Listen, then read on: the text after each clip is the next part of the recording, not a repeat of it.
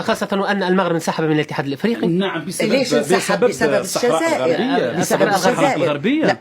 بسبب الصحراء الغربية. الصحراء المغربية لا، ليست مغربية. لا، ليست مغربية. إذا كان ترد نرجع للتاريخ، هي ليست مغربية. ليست مغربية. ليست مغربية. لو كانت هذه الصحراء مغربية، بأي منطقة، إذا حتى المغرب كان يوصل لموريتانيا، كيف اليوم الصحراء مش مغربية؟ فين مغربية؟ كانت الدولة المغربية، نتكلم عن الدولة المغربية. الدولة المغربية الآن، الصحراء الغربية لم تكن يوما ما مغربية أبدا. لو كانت مغربية ما تقاسمها الملك الحسن الثاني مع موريتانيا، ولا تقاسمها، ولا عرض أن الملك الحسن الثاني أن يتقاسمها مع رئيس هواري بومدين.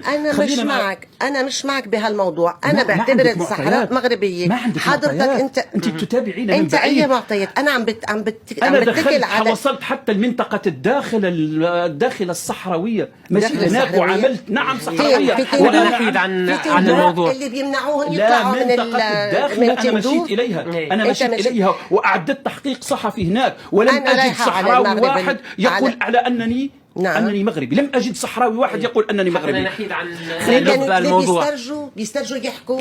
هذه في الداخلة التي يحتلها المغرب. هذه في الداخلة. يا أخي أنا رحت الداخلة.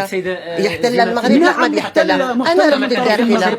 القدرات التي تصل من المغرب إلى الجزائر بالقناطير المقنطرة، وين عم يمرقون؟ من تندوف عم يمرقوا. ما يمرها على تندوف. والله ما طعم في تندوف. مشيتي تندوف يا أخي من جنوب. لا، اعزموني أنا بروح. الإعلام المغربي.